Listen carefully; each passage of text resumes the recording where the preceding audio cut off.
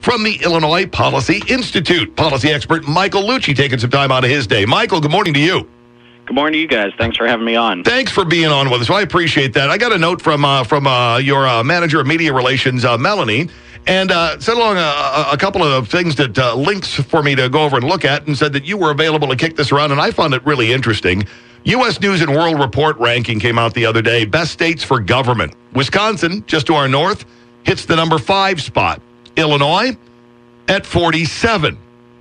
And she went on to point out in the email that, people here in Illinois, and we've talked about this for the longest time, leading the Midwest in outbound migration, voting with their feet over poor government. We've lost more than 11,000 people to Wisconsin. That's in 2015, averages out to about 31 a day. So what's the problem here, Michael? Is it a giant vacuum pulling people over the border?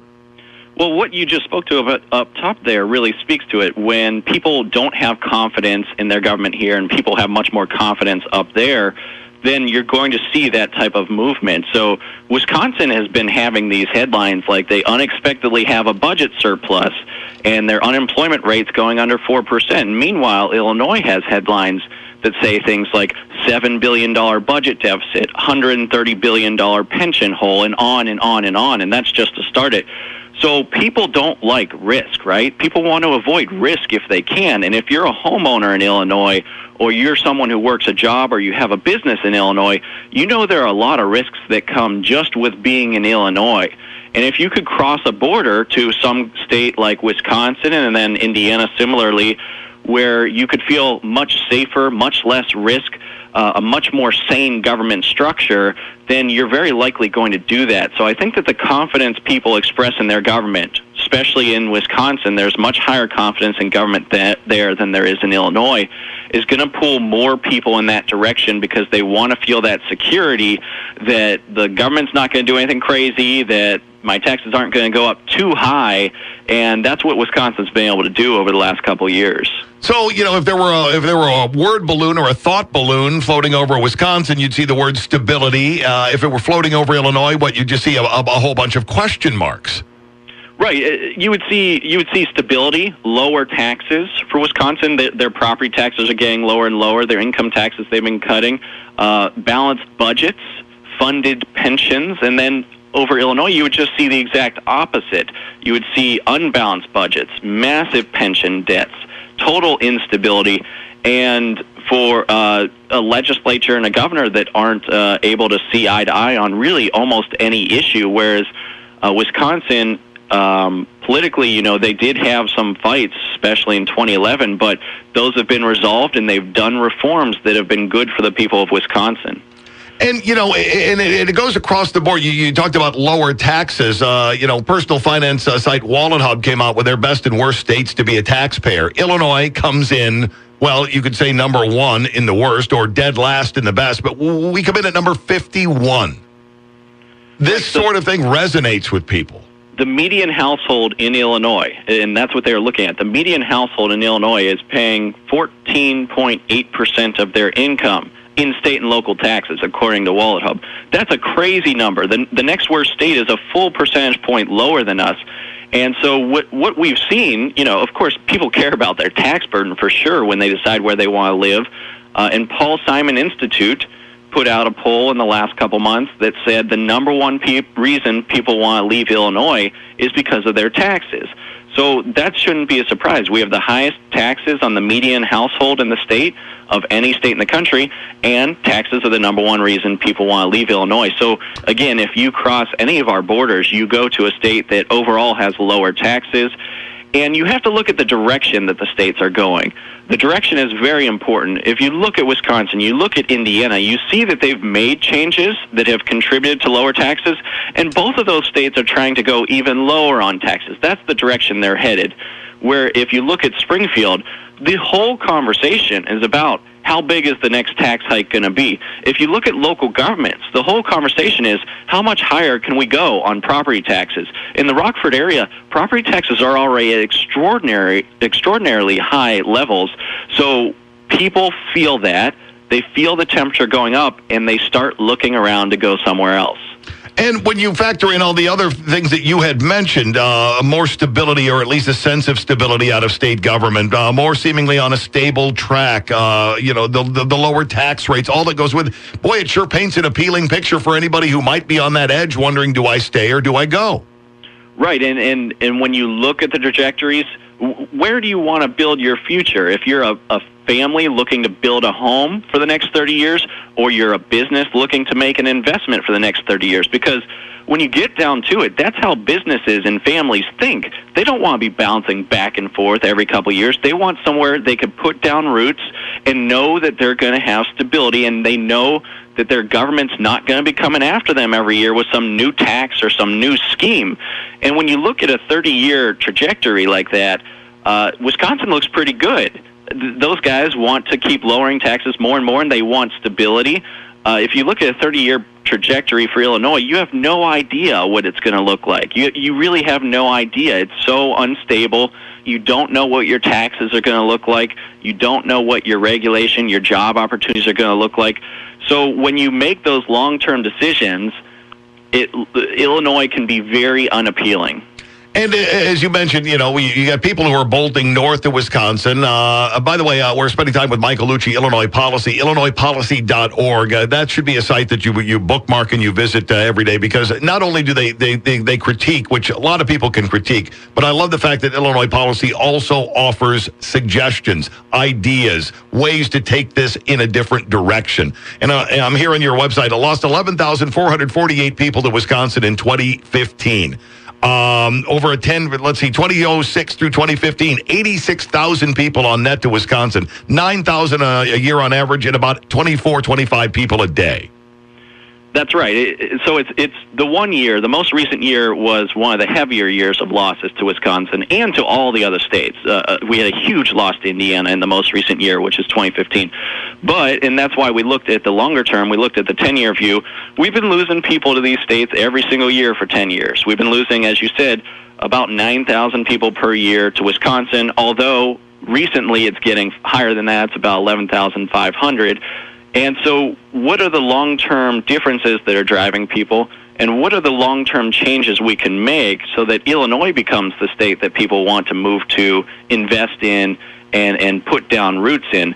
So I think that we have to look at our neighbors at this point with some humility. I know Illinois is the biggest state. We've always been the powerhouse of the Midwest, but we've gone the wrong way for a while here. And we have to have some humility and look around and admit, hey, our people are going to our surrounding states in massive numbers. They're leaving here to go to surrounding states. So maybe we should consider some of the reforms that those states around us did, so that we don't keep losing our people. Because right now, it's just a losing game. We just keep losing people, raising taxes, losing more people, raising taxes. This is a losing strategy. We need to have some humility. We have to admit that some of the states around us have done things better than we have for the last decade, and start changing how we do things here. And as I mentioned, Illinois Policy, you guys always offer up the suggestions. Some of them include property tax freeze with structural reforms, give taxpayers some much-needed relief, protect their home values. Go ahead.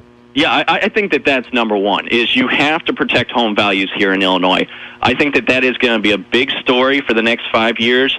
The idea is basically this. Our population is shrinking. So by definition, there is less demand for homes. That's bad for home values. On the other side of the equation, property taxes are going up, which by definition is bad for home values. So what we're creating here in Illinois is very unique and it's very tragic.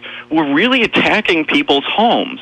And your home is, well, one, it's your home, but number two, it's the number one form of savings for most families, most middle-class families in Illinois and in the country. So the government here is essentially attacking people's home values, wiping out home equity in huge portions of Illinois. Home equity is being wiped out across this state. And it's tragic, it's immoral, and I think it's the number one thing that policymakers need to get ahead of, which is protect the homes of people in Illinois, freeze property taxes, absolutely, and figure out how you're going to get it done on the spending side. But the first thing we need to do is protect people's homes here, freeze their property taxes, and have some fiscal sanity so that we don't keep driving down property values and we don't keep driving people out of the state. Michael, is anybody saying anything correctly on the state level as far as that goes? I think that the governor is out speaking about property tax freeze, and he has been for a while. It's been difficult for him to have some progress. I do think that it should be a new part of the conversation with the governor, with all of them, to say, look, we're looking at a situation where we really might be destroying home values, and it's already happened. Look at McHenry County. Home values have been wiped out there. Look at Southern Cook County. Home values have been wiped out there. Some areas of Rockford, some areas of East St. Louis, some areas of Peoria. Home values are being wiped out in different areas of the state.